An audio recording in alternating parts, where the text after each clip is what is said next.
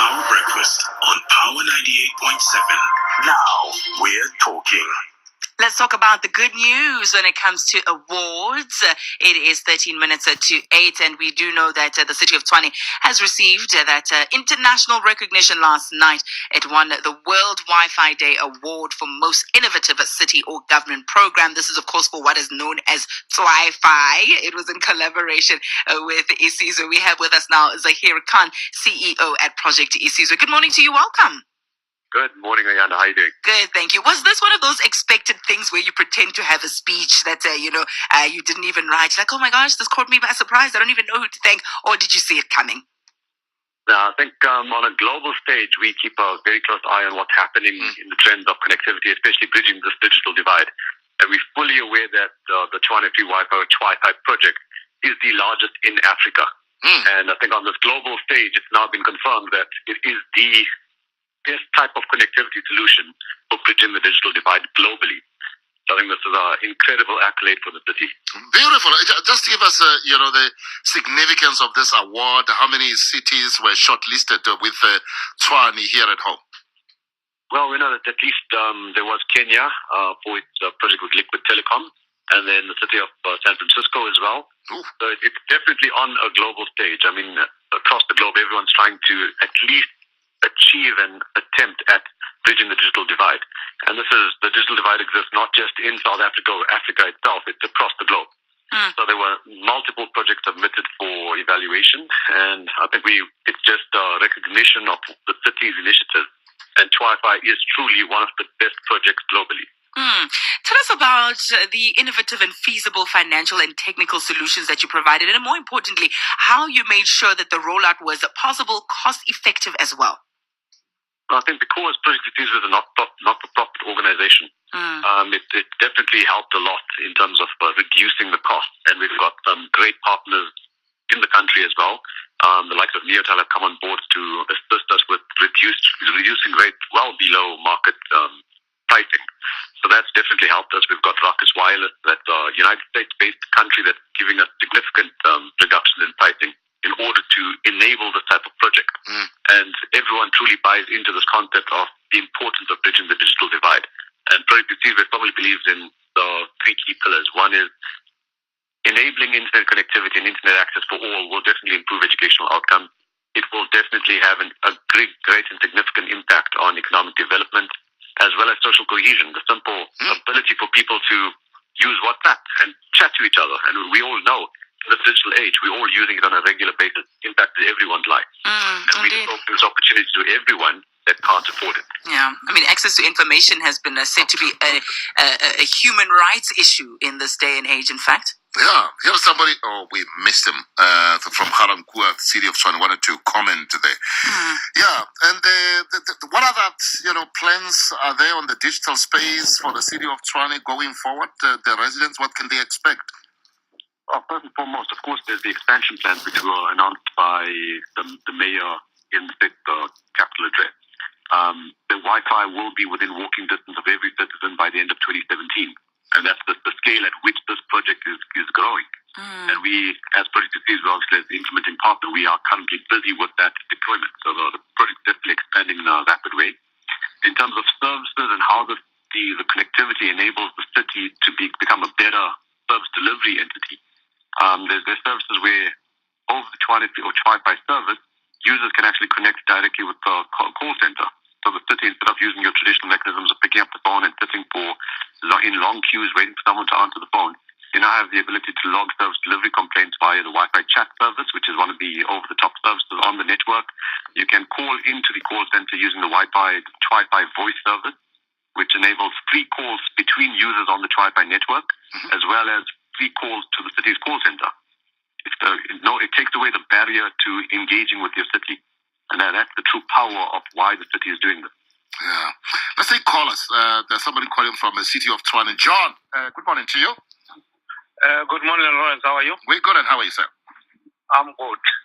Firstly, let me welcome the award that the city of Tshwane has won. And many local municipalities around the country that are actually emulating the city of Tshwane with regards to Wi-Fi.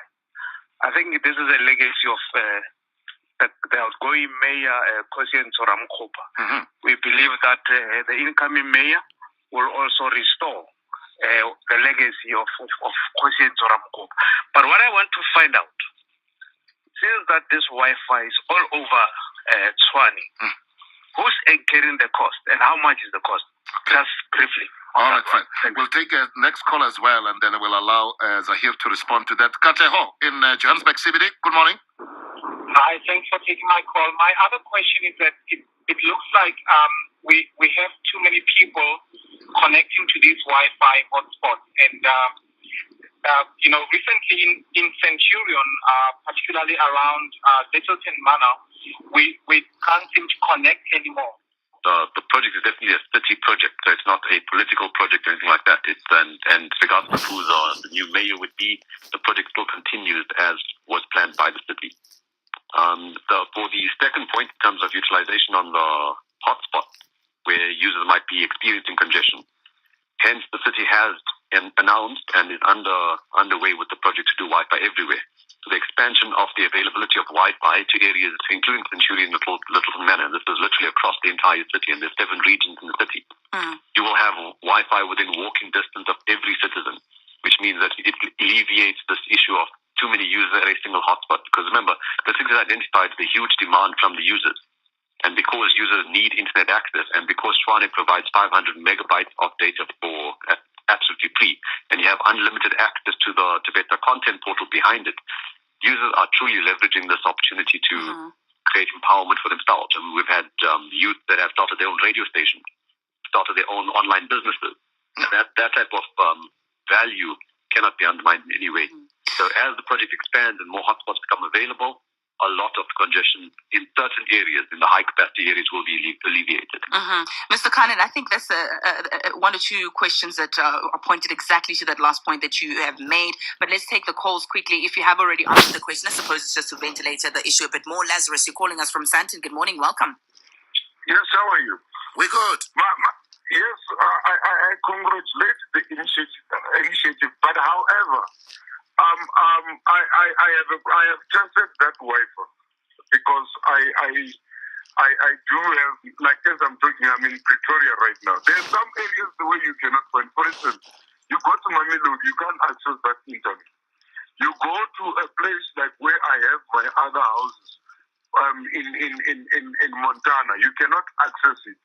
And when you go to town, even when you access it, that internet is very, very, very slow. You know, it's even always online, the one that you access it in your McDonald's, all these things, they are much more faster. And also, even when you are connected, it will cut you off after, I think is it 30 minutes or after 30 minutes, of which I'm not that much sure. So my question is, does it work for a young person with marketing and job who might load a CV to send it to, of which, these other things, they will take much more longer because you have to download your certificate and all this other stuff to send it somewhere? Or it's just been a talk of town? All right. Very, very quickly, maybe Mr. Khan, would you like to respond to that? I think you have touched on it for a second or two in your previous answer. Sure. I think one thing that is very important for users to remember is that the service is not meant to reach anyone's home or private residence. It's open public spaces around the city, and there's no guarantee that it reaches inside your property if it's outside for community access.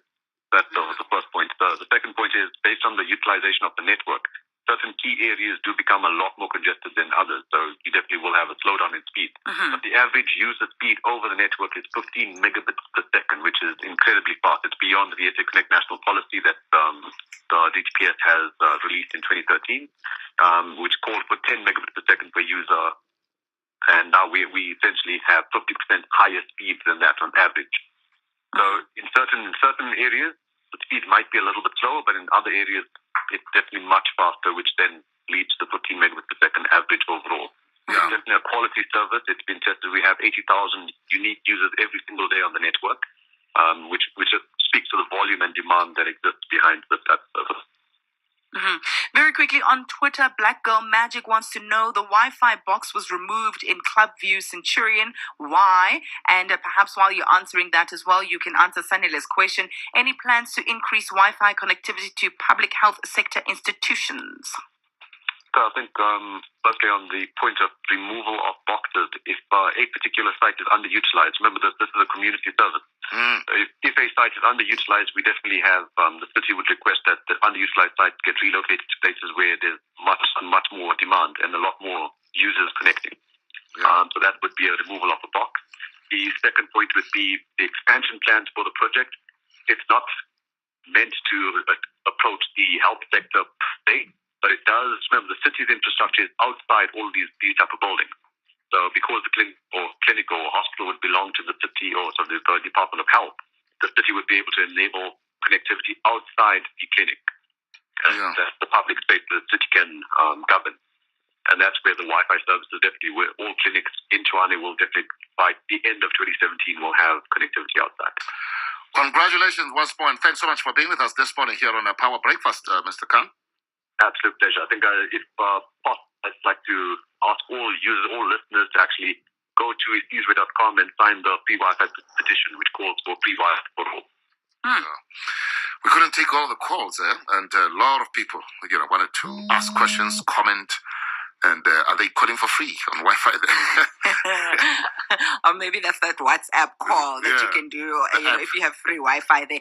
But very interesting. And now that they're award-winning, maybe there'll be other areas that they'll be focusing on all across South Africa, maybe your Northern Cape, your Free State, and the cities they're in. Beautiful. I mean, for the city of Tshwane, after the violent protest that we saw there, I mean, to get an award and do all of this, hope it will bring people together there.